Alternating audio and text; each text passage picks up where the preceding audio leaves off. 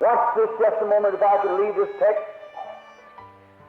Back in Genesis, when Abel and Cain both come bringing sacrifice, both of those men were believers. Abel and Cain both were believers. They were not infidels. Cain was not an infidel, not a communist. He was a believer. Well, now, if believing on the Lord is all God requires, He was unjust to condemn Cain when he had just the same faith that Abel did. Faith to worship, faith to sacrifice, faith to believe. So the people said, all you have to do is believe. That's all you have to do, but then God has to do something. Notice, of a vindication. Cain worshiped. Cain built him a church, an altar. Cain worshiped at the altar. Cain made a sacrifice. He was just as religious as Abel was. But Cain brought fruit out of the field and laid them on the altar. Now, surely Cain thought that's what brought us out of the Garden of Eden. Fruit. Something that I have to toil and bring back. And now he did it by a natural view, knowing that the tree was a forbidden fruit, so he brought fruit back and laid it on the altar. But Abel, by spiritual revelation, revealed to him by God through his faith that it was not fruit. It was the blood that caused it. So, by a spiritual revelation, at the first church buildings that was ever made, the first altars erected, there was the pro and con.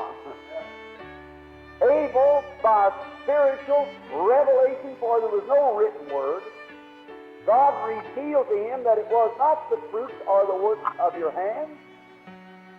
He brought blood and offered blood, and it testified for him that he was righteous because it was spiritual revealed to him. Jesus said when he come off the Mount Transfiguration, he says, who does man say I, the Son of Man, am? Some said thou art Moses, and some said you're Elias and the prophet. He said, but who do you say that I am? And Peter, listen, stepping up, that thou art the Christ, the Son of the living God. Notice quickly, Jesus said, blessed art thou, Simon, or Jonah, for flesh and blood has not revealed this to you. Amen. Watch it. You never learned this at a seminary. You never learned this from man.